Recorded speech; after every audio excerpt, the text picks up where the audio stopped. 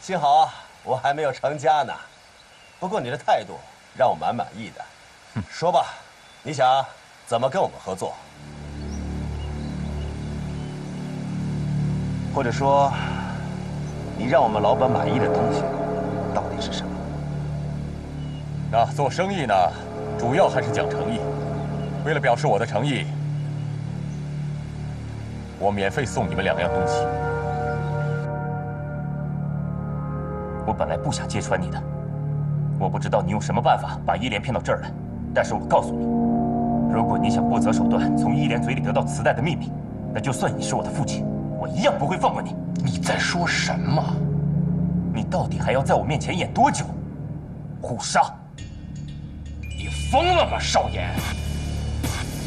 哈纳德，你当年为了宝藏逼走了我妈，先后派圣男跟迈克潜入了月陀岛，盗取羊皮海图，绑架伊莲，要逼问磁带的秘密。唐纳德，你为了这艘破船，你到底要做多少伤天害理的事情？这句话是谁告诉你的啊？圣男，柯勇，你不用管是谁告诉我的，你已经心虚了，你。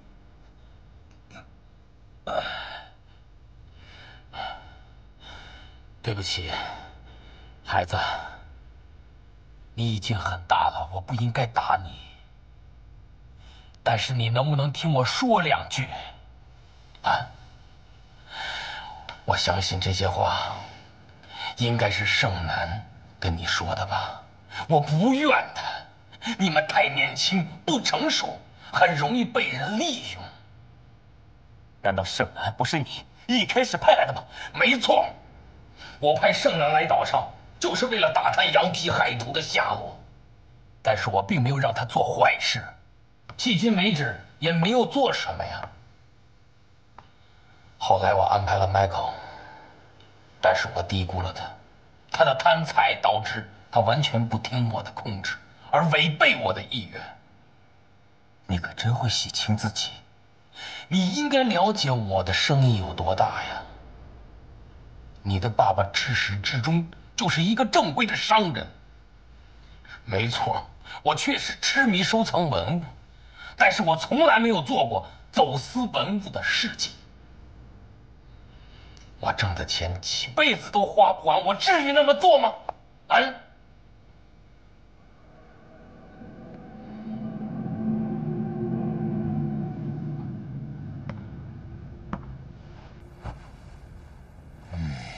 少爷啊，我的儿子，没错。正因为我有这种特殊的爱好，年轻的时候我犯过错误，伤害过你们的母亲，我是要赎罪的。但是少爷，这批沉入海底的宝物是你外曾祖父用他的生命和智慧保护下来的，我们家本来就应该有合法的继承权。难道我找到他们有什么不对的吗？啊？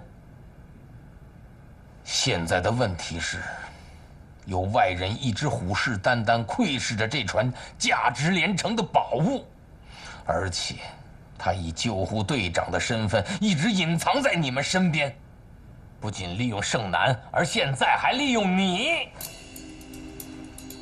你说柯勇？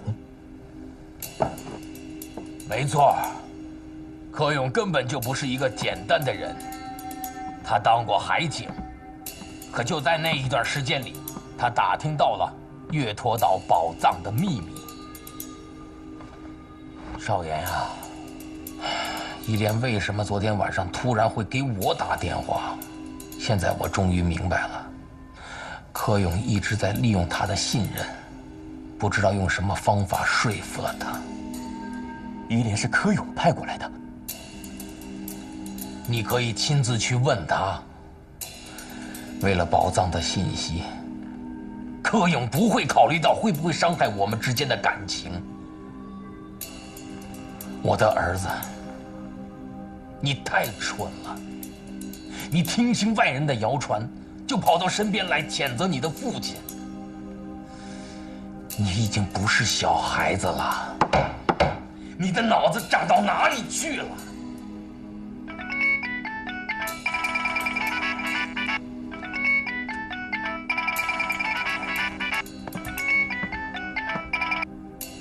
喂，喂，少爷，我在信号塔旁边的亭子里，大飞和柯勇正在碰头，你赶紧过来。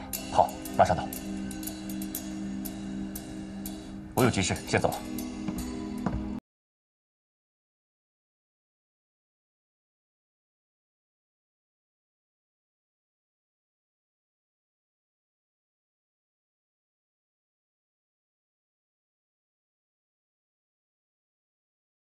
海上生明月，天涯共此时。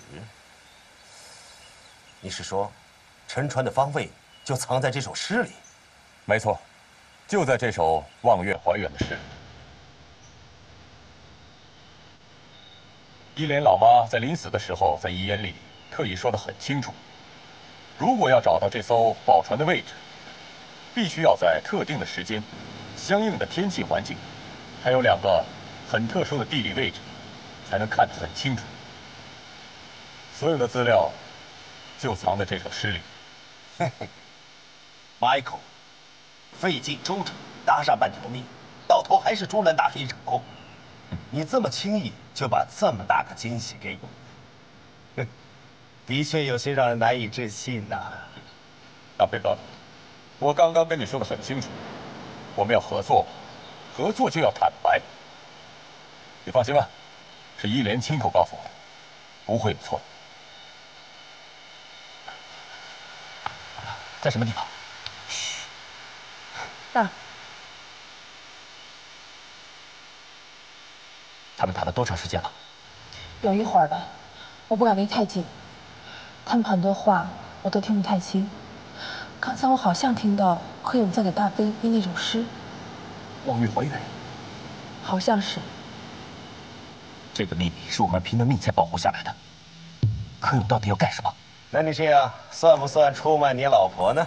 哎，千万别这么说啊！什么出卖啊？不算出卖，只不过他当时要我保护，交换条件，互相利用罢了，不能算出卖。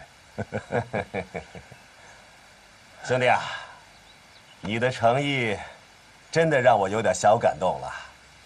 放心，就这么几句话，回去我一定转告老板。但是，你刚才说，应该还有第2个惊喜要给我。哇，果然比我还贪心啊！开玩笑的。放心，你的诚意越浓，这次合作就越加分啊！我会记住你在这次虎鲨行动中每一分贡献。你就别给我戴高帽子了，这些东西以后再说吧。一会儿你看见这东西，我希望你别吓坏了。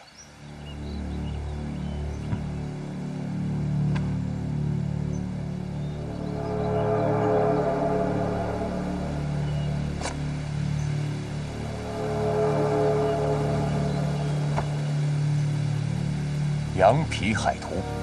羊皮海图，哎，等等，那张图不已经被烧了吗？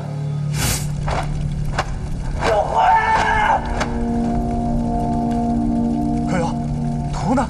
那是我的，快给我！烧了。我不知道背后发生了什么，有可能柯勇在麦考来之前就把图藏起来了。他把图跟诗都给了大飞，这明显是在做交易。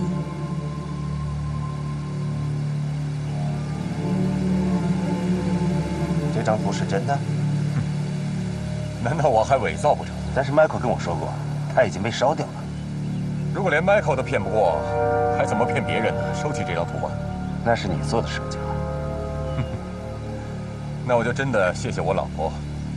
我刚想着怎么收起这图，我老婆在打扫卫生，然后有个清洁工来收垃圾要拿去烧，我就顺水推舟，想出了这招。你扔了？我有份海图在里面呢，你扔哪去了？被收垃圾的工人给收走了。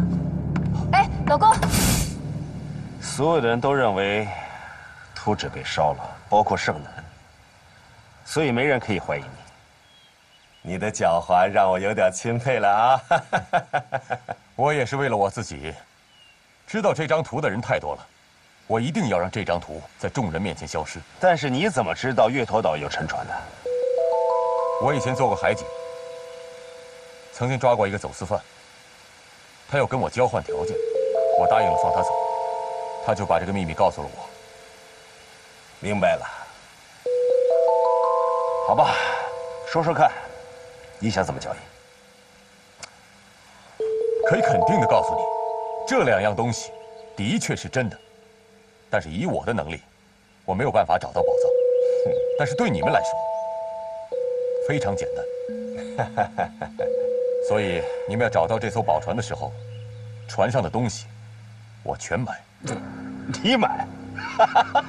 干什么？不好意思，不是别的意思啊，不是小看你。你知道这船文物值多少钱吗？我老婆有间很大的上市公司，如果你不相信的话，你可以随便查。当然了，并不是我们独资的，我老婆的其他生意伙伴都有兴趣。正所谓，众人拾柴火焰高，这个道理你应该懂的。看来我推测的没有错。好，很好，省得我自己再去找买家啊。一莲，可以进来吗？进来吧。怎么样，孩子？最近还好吗？挺好的。挺好就好。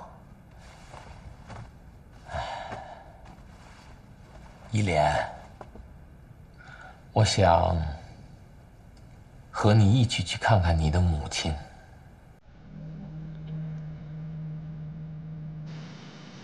我知道你们查过我，不过不要紧，做生意这些事，必须要认定对方的背景和身份，这样才安全。但是按照规矩，你得先付定金。钱不是问题，只要你找到宝船的线索，我随时可以给你。少爷，现在你应该相信我了吧？不管怎么说，图出现了就是件好事。什么意思？我妈妈用一生保护的这个秘密，我绝对不能让它落到其他人的手里。胜男，帮我把图抢回来。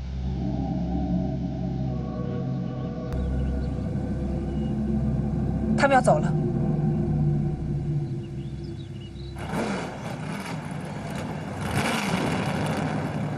走。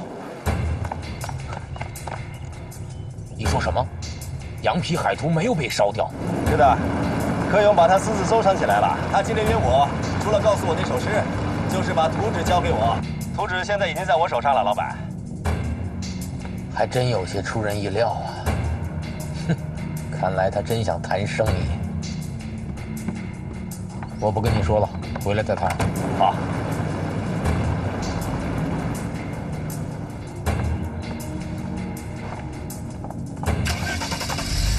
小苏，出发吧。是，走。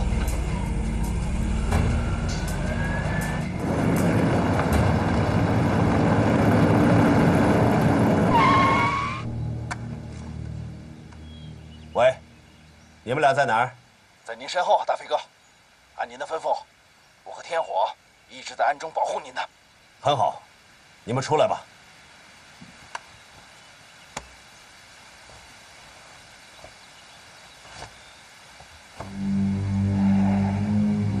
宝贝儿，宝贝儿，少爷。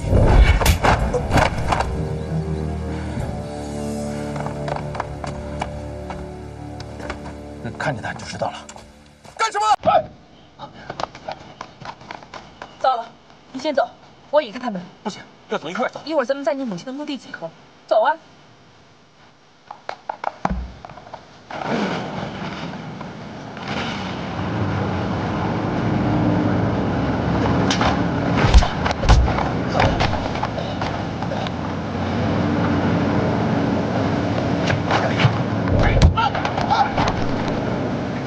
没事吧？追，走。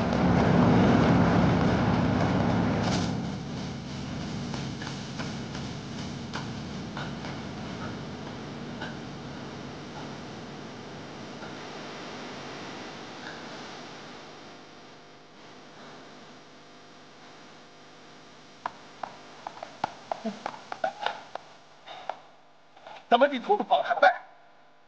大孙，放心，我上动，快！好的。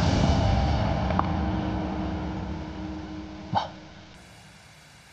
您知道吗？幸好我刚才拿到了宝图，不然外曾祖父用生命保护的沉船，您用一生恪守的秘密，差一点就被那些虎视眈眈的人用卑鄙的手段盗取了。在这个世界上，我不知道除了我爸和柯勇之外，还有谁知道这个秘密？妈妈，请你相信我，我会传承你的使命，绝对不会让任何人得到宝船。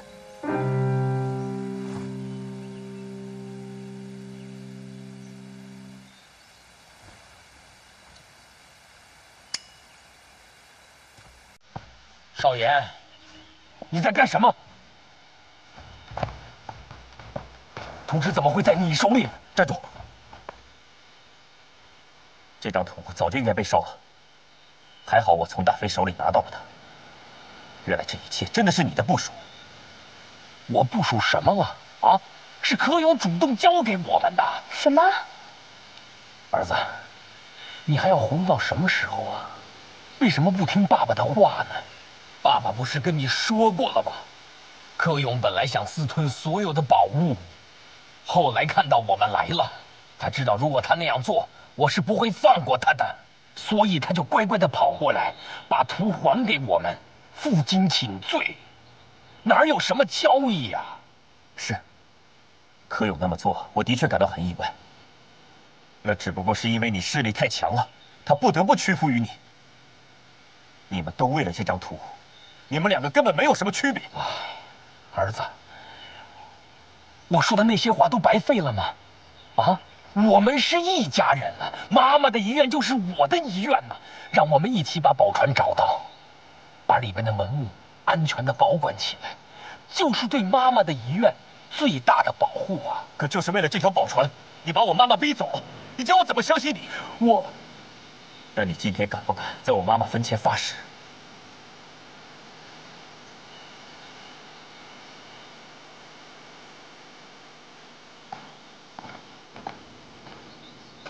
百合，看看，咱们的儿子在替你责怪我呢。好，我现在就在你们母亲的墓碑前发誓，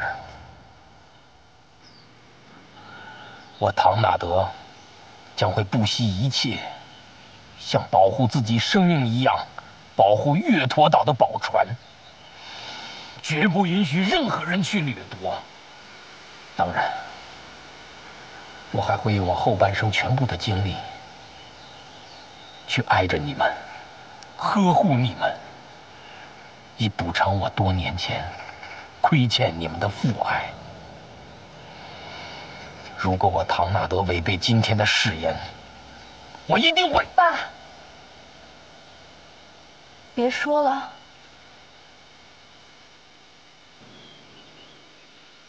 哥，我们相信他吧。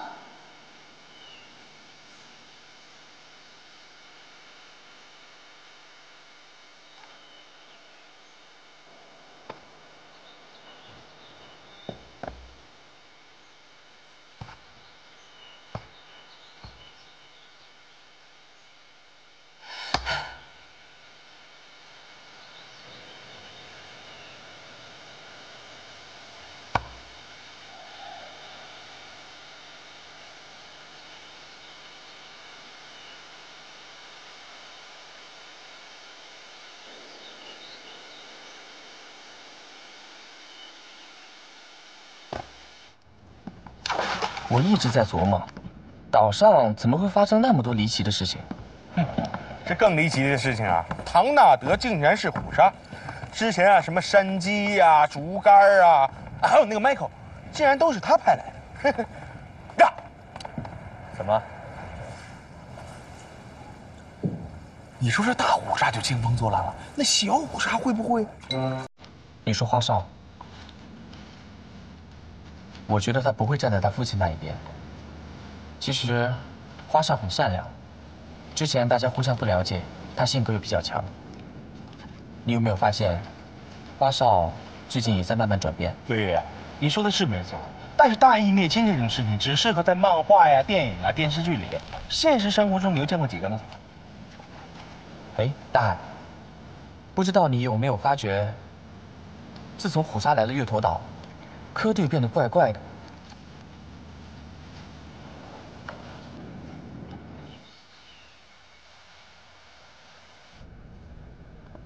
少爷啊，咱们一家人终于可以团聚在一起了。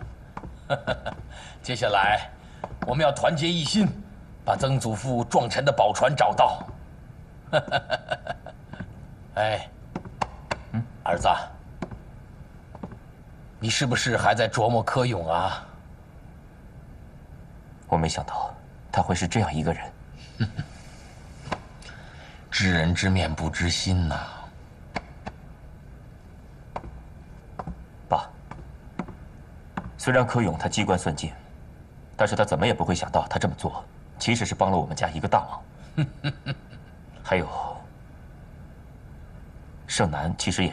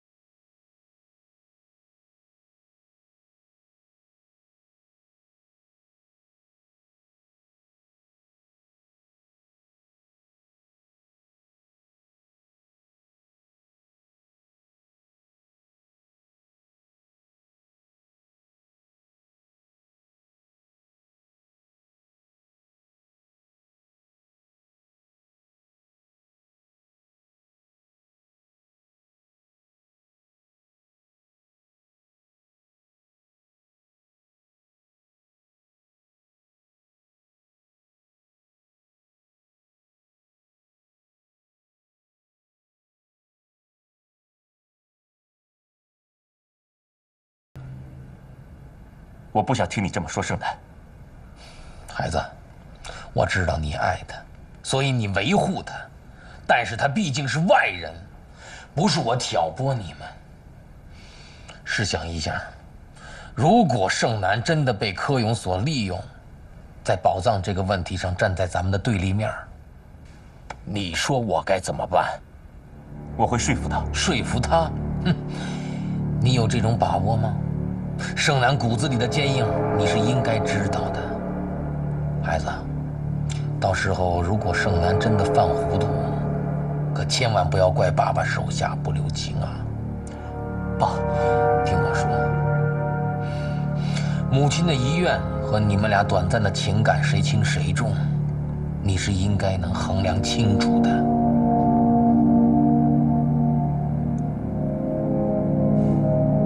爸，我想把月托岛买下来。哦，讲讲你的想法。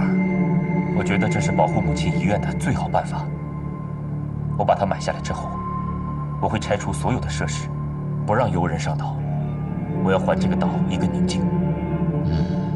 把岛清空了，不允许任何人来打搅母亲的安息。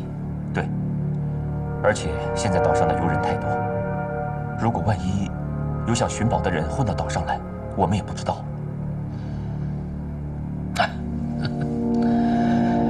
一辈子挣了这么多钱，无非是想做一些随心的事情。少爷，爸爸全力支持你，这笔钱就算给你了个心愿。好，那我马上去找贾总。去吧。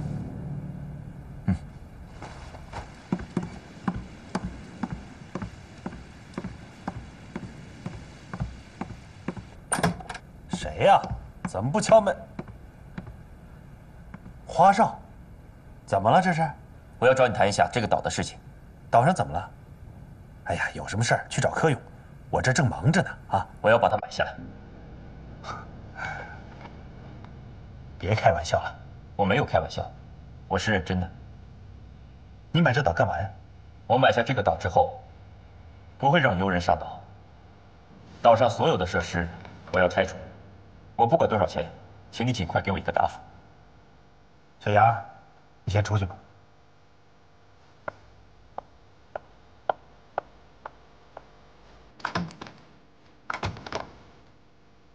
我不管你处于什么目的，我还是那句话，我贾某人在岛在，月头岛我绝对不买。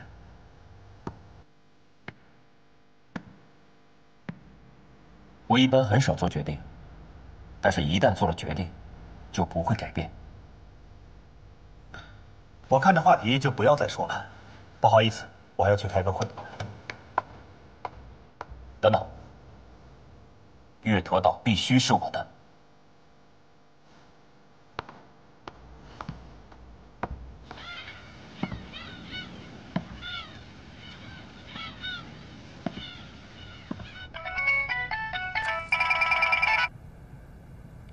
喂，少爷，我在海边灯塔等你，有事跟你说。好，我马上过来。大海，爆炸新闻！爆炸新闻！刚知道的消息，华少要买下月陀岛。你怎么知道的？我刚才碰到岛上的杨经理告诉我的。他怎么跟你说的？他说华少把岛买下以后，要驱散所有的餐饮、住宿行业的商户，还有不再接受游人。对，杨经理就是这么跟我说的。你为什么把图给他？我都看到了。盛楠，我只是希望能帮我爸爸找到沉船，希望你也能帮我。你知不知道你在做什么？我明白了，是不是他用依莲要挟你？我反而不知道你要做什么。其实事情根本就没有跟你说的、跟你做的那么复杂。你们都误会我爸爸了。我怎么感觉你像突然变了一个人？他到底跟你说了些什么？你知道吗？那艘沉船是我外曾祖父用生命保护下来的。作为我们家族，是有义务来继续保护他的。我真的只想帮我的父亲完成这件事情，就这么简单。我不知道你们之间究竟发生了什么，但我能肯定，他在利用你，在用亲情蒙蔽你。我们父子之间是不存在利用的，你根本就不了解他。我太了解虎鲨了。这3年来，他派给我的每一个任务，都是在世界各地搜索文物的痕迹。虽然我不知道幕后的事情，但我很清楚虎鲨的办事原则：不惜一切，不择手段。抢劫和掠夺是他们的常规做法。你说的那个人是 Michael？ 你以为他只有一个 Michael 吗？他在世界各地养了几10个像 Michael 一样的人，他们有的是退役拳手，有的是被通缉的海盗，还有盗墓贼。而你的父亲，就是他们的老大。你胡说！我父亲是个正经的商人，他根本不需要这些人。当然需要，因为只有这些人才没有禁忌跟底线。就像现在他身边那些人，他们只认钱，只是拿钱办事。就像你一样。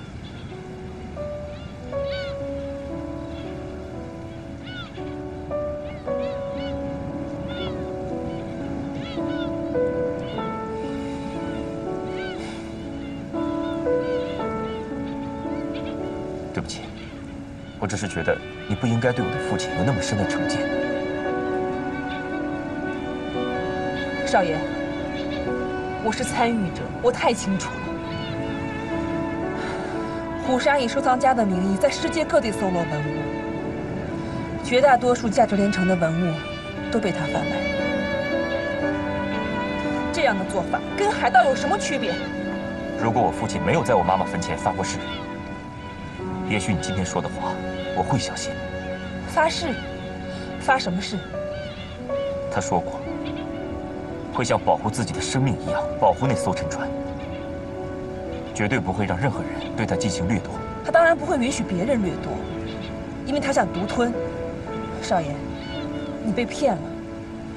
他这样做，是在偷换概念。我真的不想有一天在英国、法国的拍卖会上出现那艘船的文物时，你才明白事情的真相。我不想再听你说了。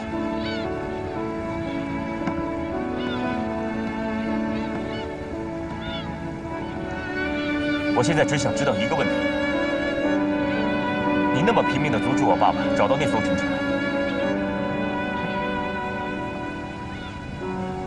你是不是有自己其他的目的？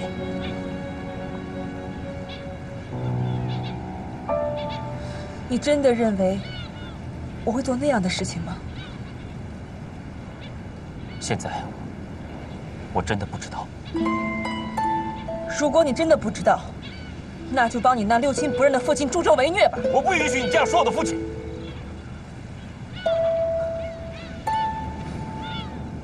盛楠，我警告你，从今往后，我的事情与你无关，我们的家事也请你不要管。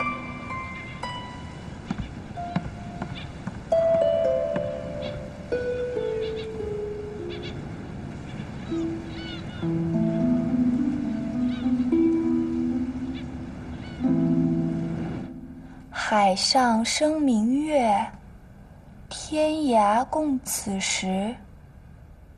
情人怨遥夜，竟夕起相思。起相思，情人相思，怨遥夜，起相思。进来。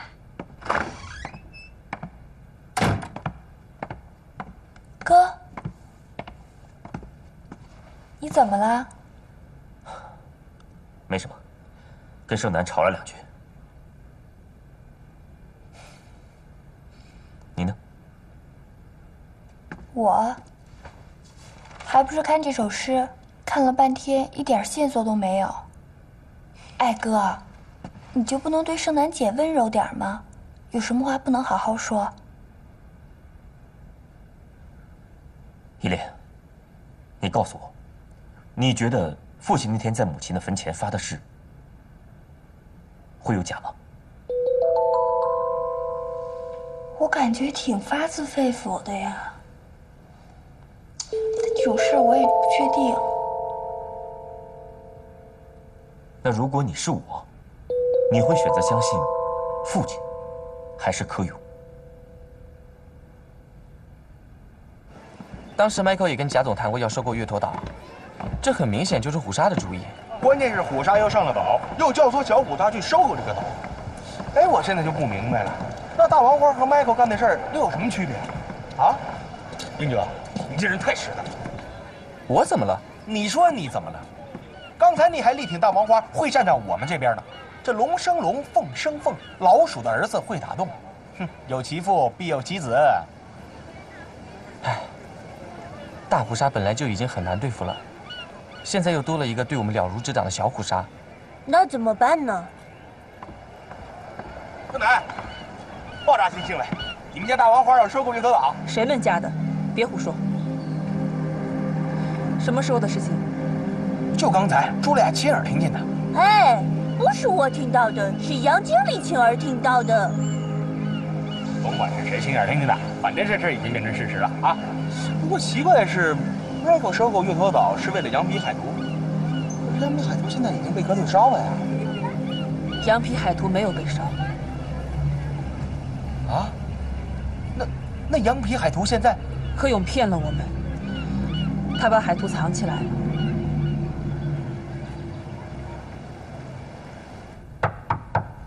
谁呀？爸。爸，孩子们，我想去海边转转，愿意陪我去吗？我有点累了，想回去休息了。你呢？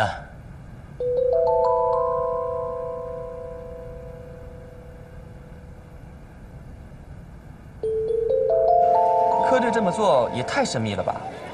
我觉得他太可怕了，这样的招都想得出来。科队明明把航海图给烧了，可他现在怎么还留这么一手？你确定都是你亲眼所见吗？当然，而且我还亲眼看到，他把图给了大飞。我跟花少爷把图从大飞手里抢了过来，这还会有错？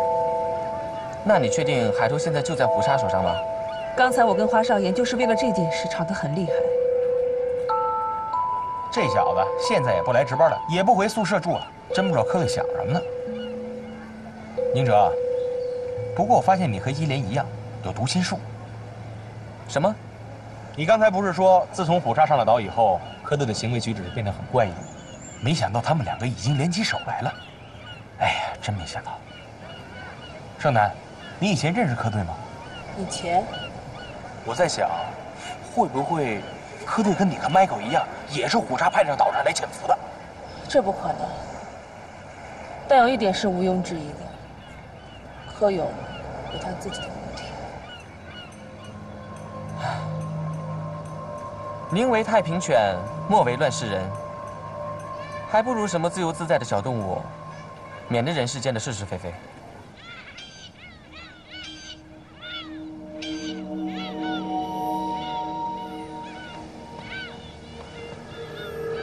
伊莲啊，在我这住着还习惯吗？挺好的。哎，哎呀，我做梦也没有想到能在这里找到自己的女儿。这么多年来，始终没有关心你，我这心里头有愧呀。伊莲，我听说妈妈的遗言里头提起过宝藏的事儿，《望月怀远》那首诗，我怎么没听你讲过呀？你也从来没问过我。海边潮气太大，自己要多多注意哦。没什么，都已经习惯了。哎，你现在还年轻，等到老了你就知道后果了。女儿啊，从今天起，爸爸将补救你们10几年的感情债，需要什么尽管说，啊。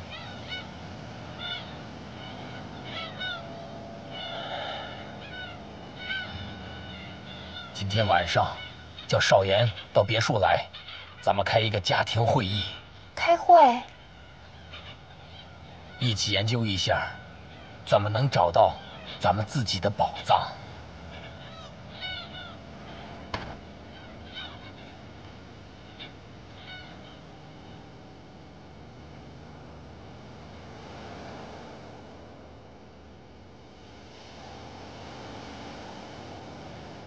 我一直在琢磨“海上生明月，天涯共此时”这首诗。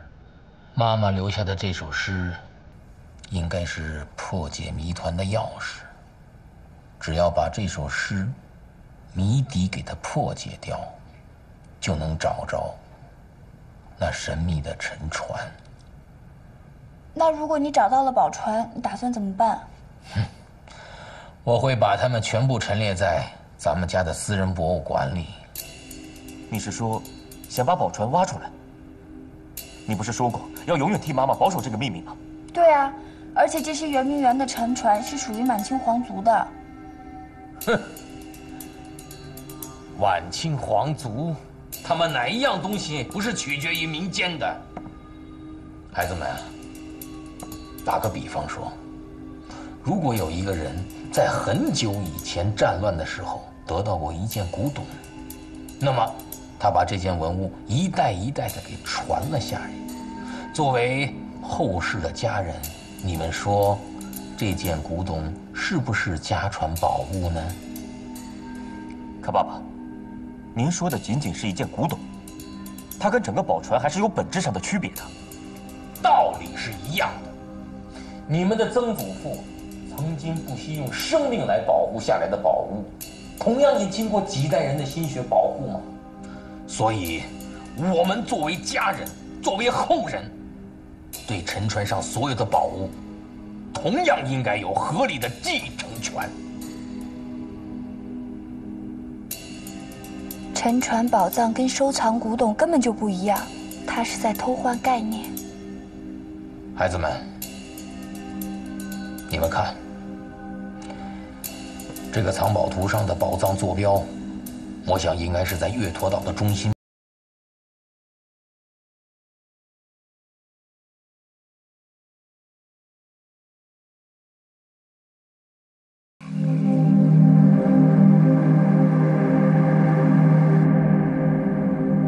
如果有一个人在很久以前战乱的时候得到过一件古董，那么他把这件文物一代一代的给传了下来，你们说这件古董是不是家传宝物呢？我唐纳德将会不惜一切，像保护自己生命一样保护月坨岛的宝船，绝不允许任何人去掠夺。你们的曾祖父曾经不惜用生命来保护下来的宝物，同样也经过几代人的心血保护嘛。所以，我们作为家人，作为后人，对沉船上所有的宝物，同样应该有合理的继承权。差点被他骗了，柯大哥说的没错，他就是要霸占宝船。不行，我得去告诉我哥哥。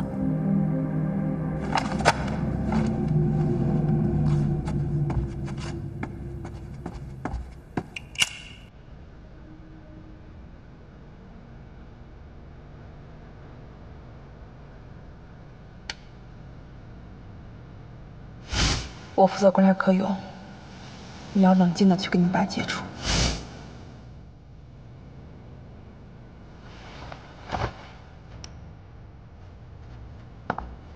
哥，怎么还不睡啊？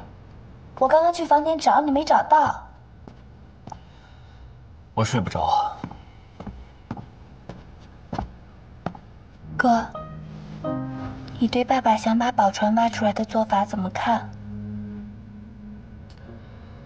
我也希望他能像他说的那样，挖出来之后好好保管，不然那些居心叵测的人老惦记着他，我们也不会安心的。你是说柯队？放心吧，回头我把这个岛买下来之后，我不会再让任何人上岛了。以后这个岛就是我们家的私人领地。哥，你有没有觉得爸爸今天说的话其实是在偷换概念？我总觉得他说的话哪里不对，感觉不舒服。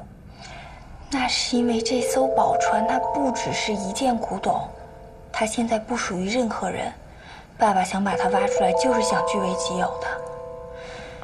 哥，我记得你跟我说过楠姐跟你说的一些话，你真的仅仅觉得那只是偏见吗？一莲，说实话，现在我真的不知道该相信谁了。换一个角度想，盛楠说的话也有道理，可爸爸毕竟在我们面前发过誓的。我现在就是怀疑他发誓的动机。他应该不会在妈妈的坟前骗我们。你看他身边那4个人，骨子里露出的杀戮和暴虐，绝对不是好人。而且楠姐之前说过，爸爸是他之前的老板，楠姐作为执行者，应该很清楚老板的心机和动向。你的意思是说，他一定会把文物弄出来，用作走私？连他自己都说，任何人在金钱面前是没有原则的。我想，楠姐是不会说假话的。哥，你真的了解爸爸吗？或许我不应该把海头那么轻易的交给他。也许，这只是我们的猜测，但我真的怕事情会是这样的结果。如果事情最后真的是这样，我第一个不会饶过他。哟，少爷小姐，还没睡呢？你来干什么？啊，老爷找我说点事儿。哎，您跟小姐聊什么呢？哥，我困了，先去睡了，你也早点休息吧。好。小姐晚安。哎，少爷，您说您今天这事办的，不是那一下我现在还头晕呢。那也只能怪你自己不好。我早说过了，除了我的家人，谁要是动那张羊皮海图，我就绝对不会饶过的。嗨，少爷啊，你看我跟老板这么久了，这外面家里大大小小的事儿都是我照应着，怎么着也算半个家人了吧？再说了，这个海图我拿着，他不也是交给老板吗？是不是啊？你倒挺会攀亲的。哎呀，少爷啊，我觉着吧，您对我有些误会。反正我第一次见到你这个人，我就觉得不舒服。我真奇怪，我爸爸身边怎么会有你这样一个人？投缘呗。少爷，你看老板刚开始他也不喜欢我，那现在呢，所有的事儿都交给我办。少爷啊，您跟我交往太少了，这人是需要时间来了解的。我相信有一天，您和小姐都会跟你爸一样，把我大飞当成自己人。非常抱歉，我这个人很难改变对一个人的第一印象。哎，少爷，您的火机。我的东西别人碰过之后，我就不想要了。少爷，去哪儿啊？出去透透气。那得注意安全。出门之后会有2个人随时保护你，提前打个招呼，免得吓着你。你什么意思？明天我们就到地图上的藏宝地里去了，这段时间恐怕会比较乱。您和小姐，我们都会特殊保护，当然，这也是老板的意思。那我上去睡觉了。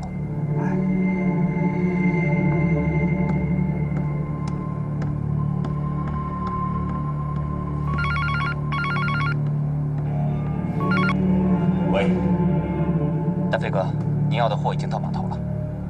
我知道了。买家呢？有2个买家，我们已经联系好了，他们想跟老板通话。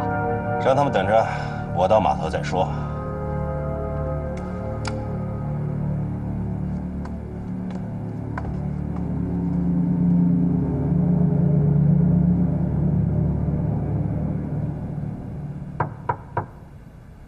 谁呀？哥，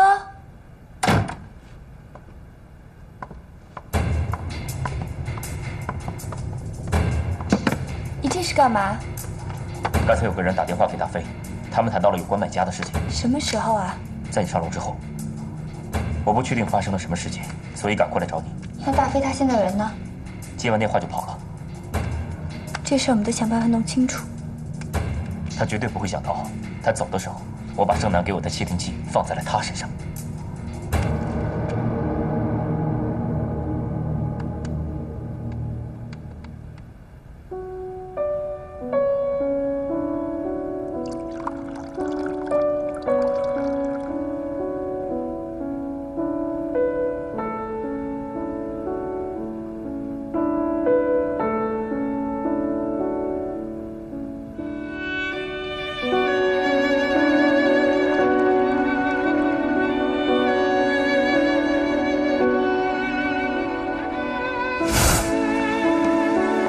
站住！不多跟你让了，别没事找事儿。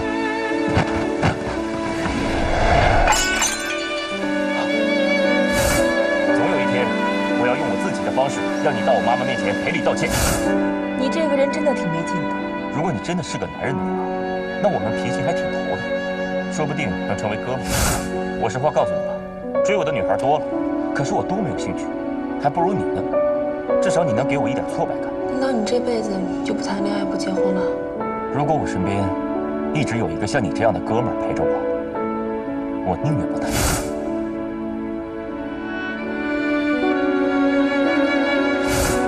你那么拼命地阻止我爸爸找到那艘沉船，你是不是有自己其他的目的？你真的认为我会做那样的事情吗？现在我真的不知道。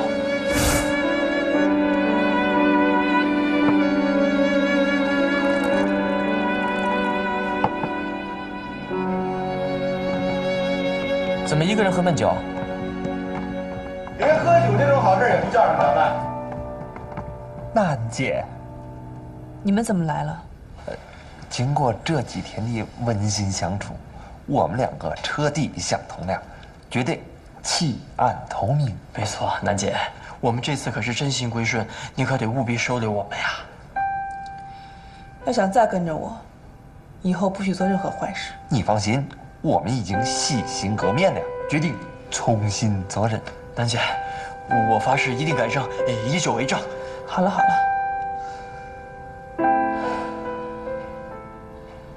看到你们，我心里踏实多了。盛楠，只要是关系到这座岛的安危，就不是你一个人的事。盛楠，不管什么事情，咱们一起想办法。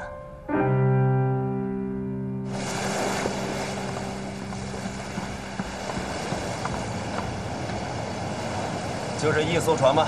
不够。不是吧，大飞哥，那古船得有多少宝贝啊？这一艘还不够啊？至少2艘，得给老爷子留点，其余的咱们全拖走。对了，买家那边情况怎么样？买家都是老爷子的下家，问题应该不大。他们都挺着急，他们想问老爷子，这批货的价值到底是多少，他们好提前做准备。如果他们再来电话，叫他们耐心等着。这一批宝贝可不是一般的文物，单凭他们的能量，不一定吃得下去。道上不是已经有买主了吗？柯勇，就凭他老婆公司那点实力？算了，还是给他们留一份吧，毕竟人家也帮咱们辛苦大半天了。一旦这船宝贝重见天日，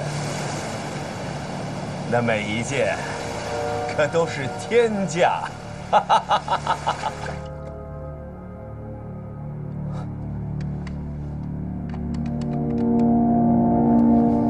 哥，怎么回事？我也不知道。不会被他们发现了吧？记住，明天都给我准备好了，千万别出错。是。大飞的话你刚刚已经听清楚了，他们说的老爷子，不可能是别人。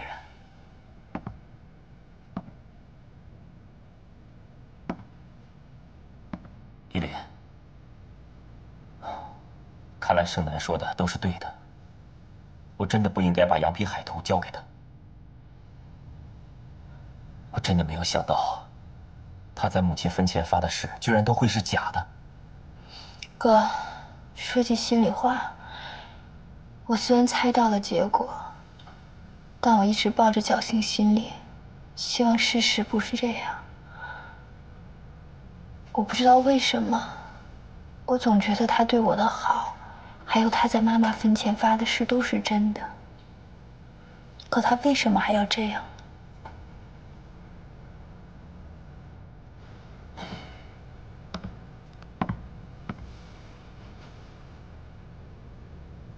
依莲，无论你今后会发生什么样的事情，哥哥都会保护你。但是我们现在唯一要做的，就是一定要秉承母亲的遗愿，无论谁要找到那艘宝船，我们都不能让他得逞，必须要阻止他。可是明天他就要带我们去藏宝地点了呀。放心吧，宝船的位置不是那么容易被发现的。那张海图在贾总手里攥了3年，不是一样也一无所获吗？还有那首诗的秘密，到现在也没有被破解，那就说明我们还有时间。依莲，你记住了，只要在宝船没有被发现之前，我们就必须要装作什么事情都没有发生过。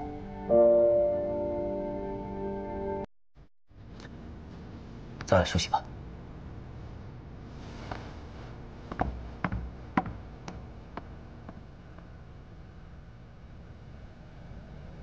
现在事情都已经摆在面前了，我想你们应该很清楚了吧？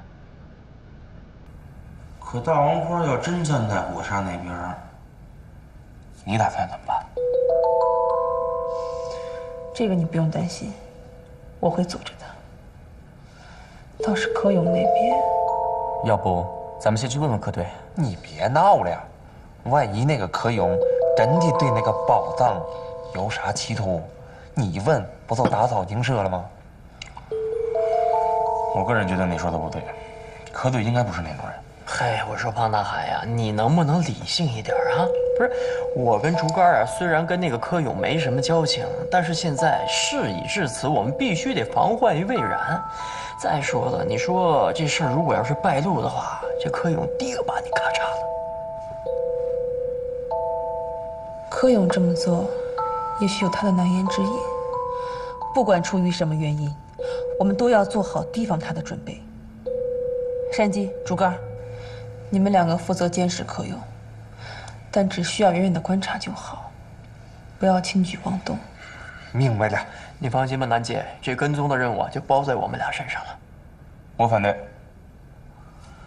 监视柯勇不用他们两个，我去就行。大海，你听我说，咱们救护队的人现在必须按兵不动，不能让柯勇跟胡沙对我们有所察觉。盛楠，你接下来有什么具体打算？情况来得有点突然，我还没有想好。但是伙伴们，你们记得我们是怎样击败 Michael 的吗？他不是被我一个人打败的，是靠我们大家。所以我相信，只要我们能团结一致，动用每个人的智慧，就一定可以将胡沙的阴谋彻底粉碎。好，就照你给我发来的定一个吧，不过一定要性能高。还有，能不能在2天之内速递到我这里呢？好，谢谢你。啊，辛苦了。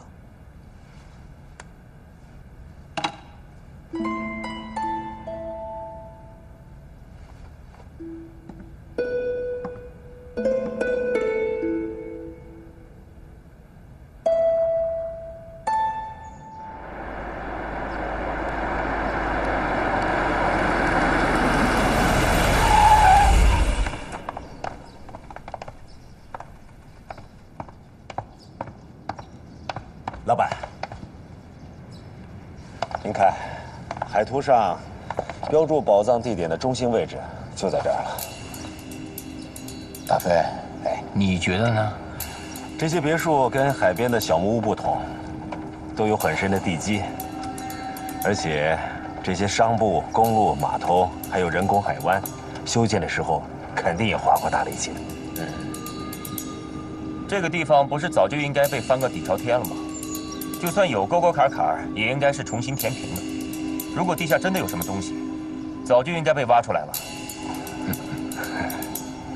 老板，我陪你到前面走走吧。哦。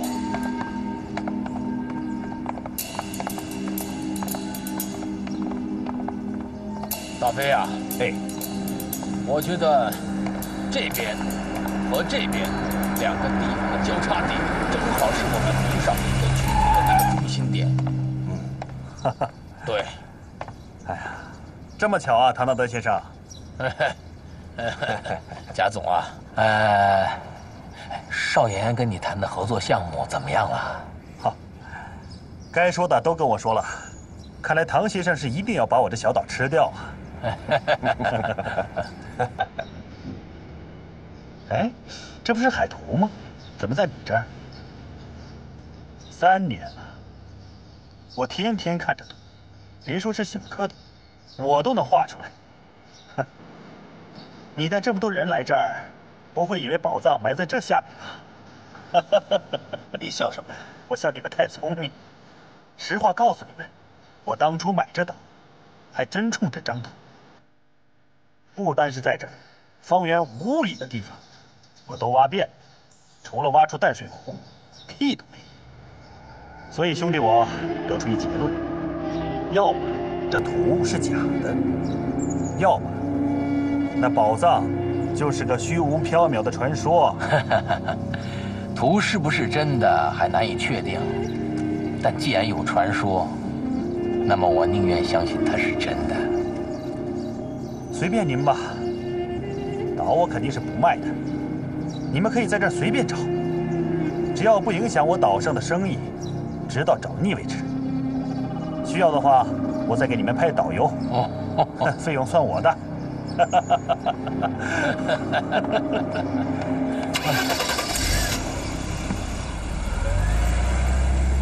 这姓贾的，是不是在给咱们放烟雾弹呢？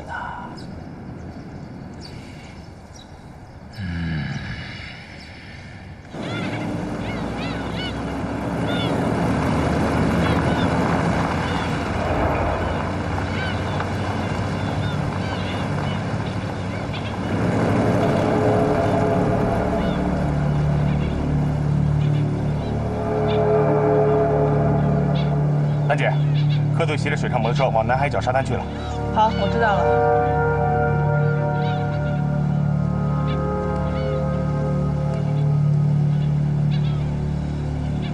北竹竿，你和山鸡立刻去南海角沙滩监视柯勇，他往那边去了。好的，兰姐。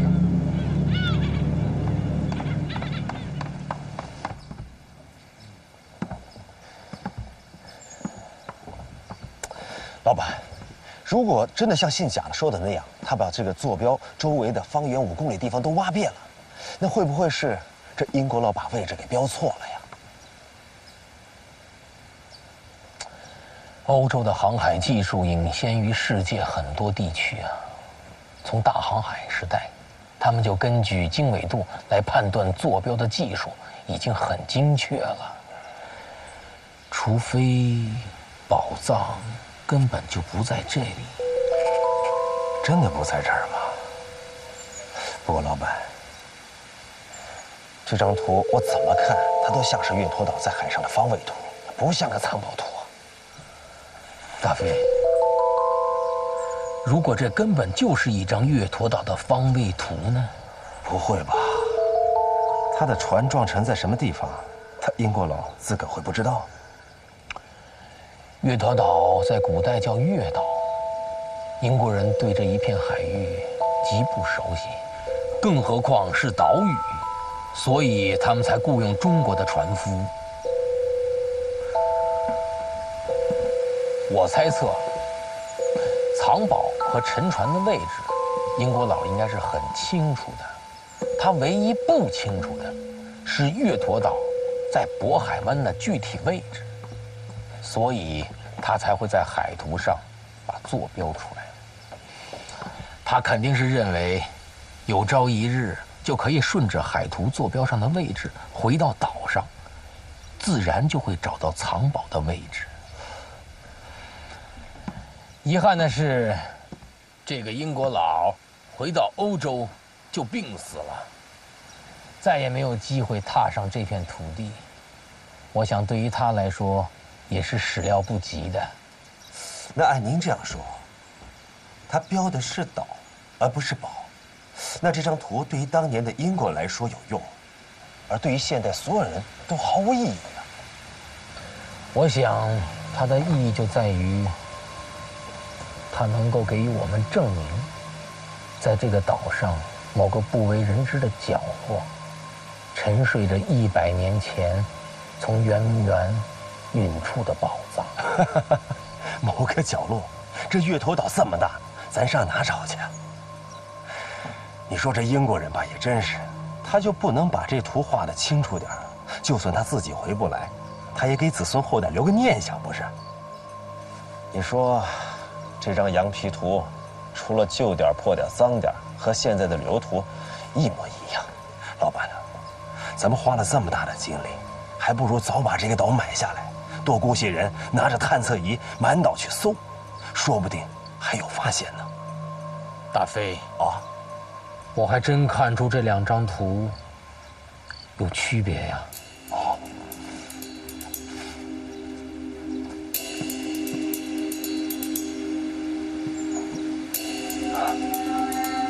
这新图上还真没这个岛。赶快给我查清楚，这个岛在什么地方。好，我就去。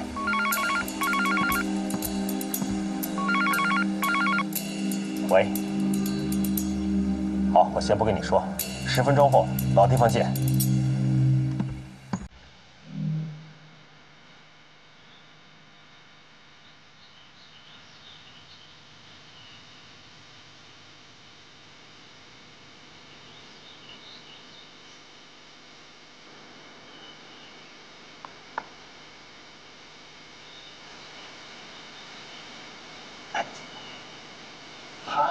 在这等什么呀？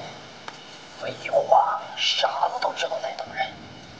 兰姐，你别听他的，他已经来这儿10多分钟了，我觉得好像在等大飞。慢点，慢点。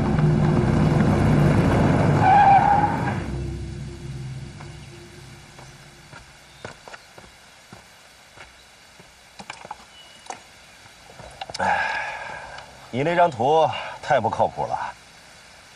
不是吧？海图有问题？不可能。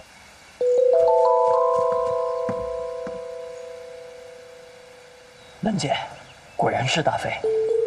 但它并不是什么藏宝图，是英国佬当年画的月头岛的方位图。哼，你们不是吧？连方位图和定位图都分不清楚，我怎么跟你们这帮菜鸟合作呀？ 请你不要侮辱我的职业性，啊！这片海域，兄弟我已经跑了10年了。对了，你的定金到底准备好了吗？你们有没有搞错？真当我是新手，沉船的位置都没找到就要定金？不过你们放心，如果你们能交得了货，我一个子儿都不少你们。丑话说到前头，到时候如果我找到货， 而你没钱，别怪我翻脸。跟你打听个事儿，在月头岛附近，除了菩提岛和金沙岛，还有没有可以停船的地儿？因为到时候我们挖到了沉船，至少需要2艘大船，最好找一个没人的岛来停靠。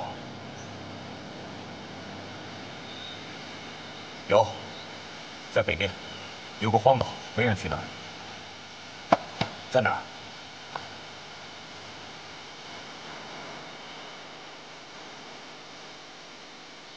在这个位置，这都是大海，地图上没显示到，说明是个荒岛啊。其实那边呢是个大沙滩，涨潮的时候完全看不到，等退潮以后它就露出来。不过我警告你，晚上行船的时候小心点，很容易触礁。但是它叫什么岛？我以前听一个老渔夫说，好像叫天涯岛。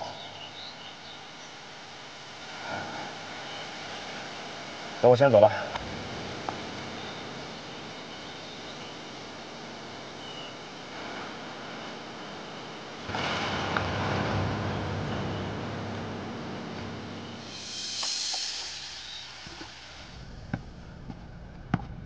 哎，小姐，您给老爷泡的什么茶？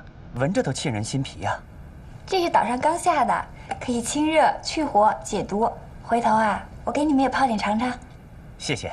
小姐，您人真好，我帮您送给老爷吧。哦，不用了，你们去忙吧，我自己就可以了。天涯岛是，我向岛上很多老渔民都打听过了，只有几个上了年岁的人才知道这个地儿。这是楚渤海湾的最后一个沙岛，古称天涯岛。因为岛本身太小，受潮汐影响又太大，没有什么实际开发利用价值，所以。 在海图上并没有标注出来。这么说，宝船是在天涯岛附近沉没的？不会吧？海图上在天涯岛附近没有特殊的标记呀。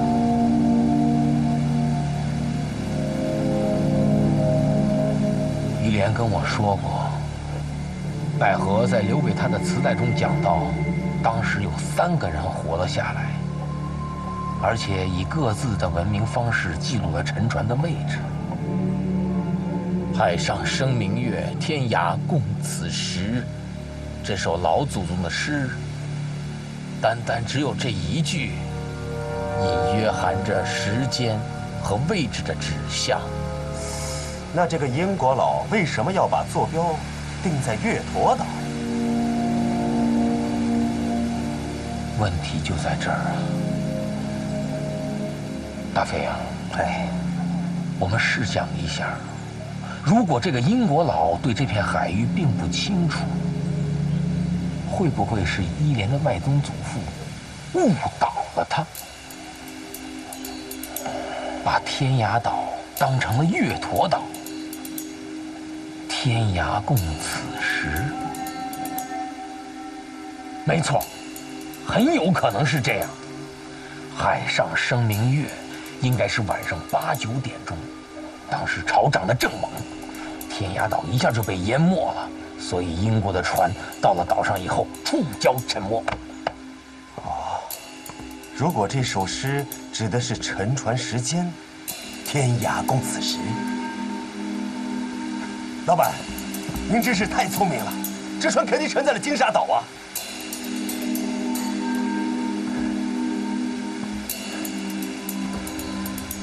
百合呀，你没有想到吧？终有一天，我还是参透了这句诗。当年你的祖父为了隐匿这层宝藏，煞费周折。如今我还是悟到了天涯的真正含义。这船圆明园的宝藏，注定是我虎煞的。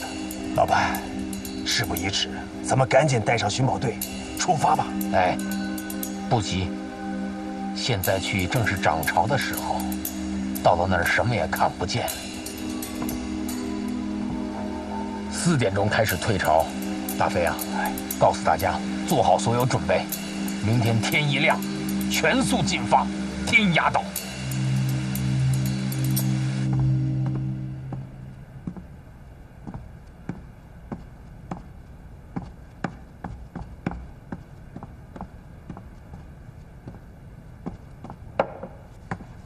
大小姐，你这是要去哪儿啊？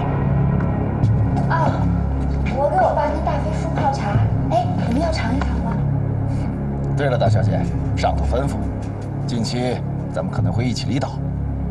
如果没有什么事情的话，这2天你就不要出门了。如果一定要出门，我和他会保护您的安全。那谢谢你们了。还有，您的手机可不可以借我用用啊？这不方便吧？还给我！你干嘛？还给我！你们这么做不怕我告诉我父亲吗？大小姐，既然你不愿意借，我只有自己想办法了。不好意思，这是大飞哥的命令，我们也是奉命行事。来看我这里，好，1、2、3，好，再来一张，亲密一点。哎，对了，好嘞，1、2、3。八哥，哎，一莲，好久不见。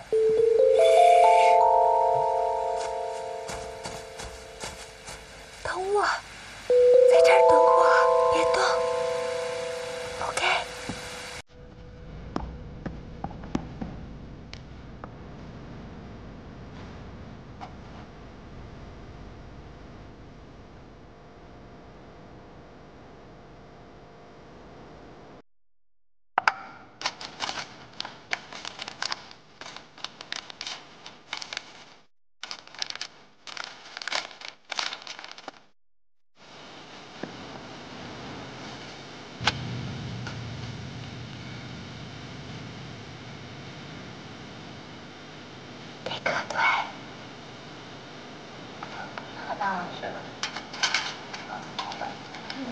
好。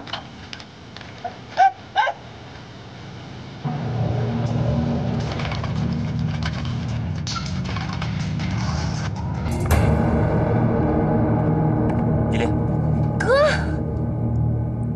这么慌慌张张的，怎么了？我胸口闷，出去透透气。留下那2个家伙，不但不让我走，还把我手机抢走了。你的也被抢走了，听说是大飞下的命令。大飞，这个王八蛋！等我上了岸找到我的人，我一定不会放过他。哥，我今天听爸爸跟大飞说，他们发现宝藏的秘密了。他们怎么说的？他们怕我们泄露出去宝藏的秘密，所以要把我们软禁起来。现在我们被软禁起来了，你说该怎么办？也许柯队能帮我们。柯勇，你还相信他呀？就冲他偷偷拿了羊皮海图跟大飞有秘密交易这2点，我就不可能再信任他。依莲，现在你是唯一能让我信任的人了。那盛楠姐呢？难道你连她也不相信了吗？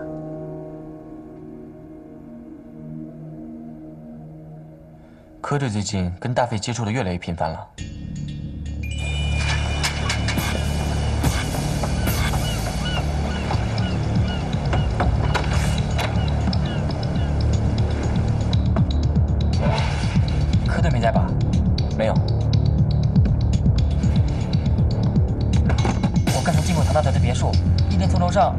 这个。宝船沉在天涯岛，明天清晨，我爸会带人去挖宝，请务必阻止。我刚才还在想，这么重要的事情要不要告诉柯队？可是柯队跟大飞他们有联系，我就犹豫了。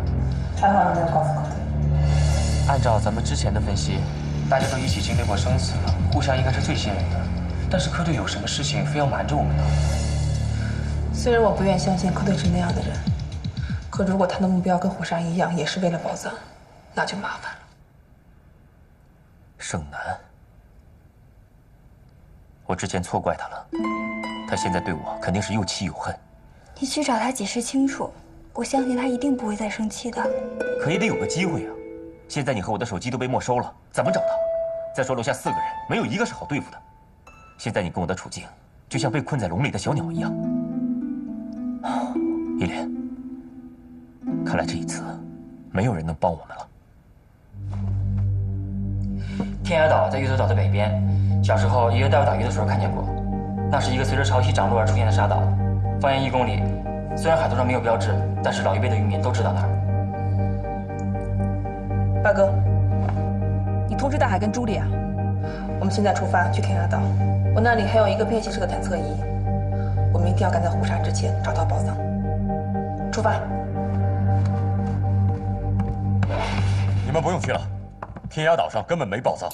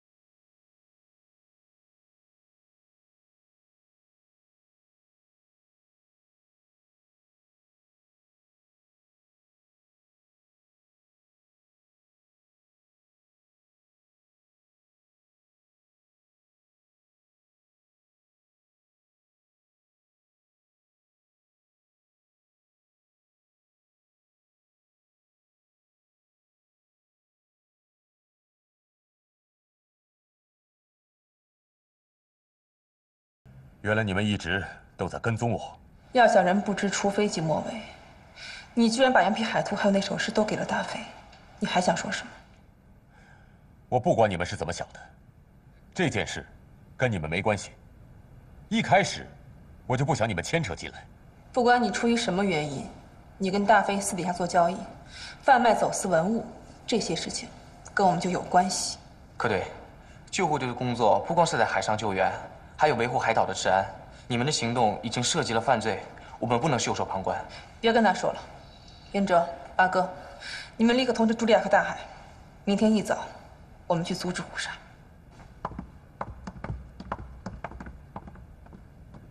现在就剩我们2个人了，你可以告诉我你到底为什么这么做吗？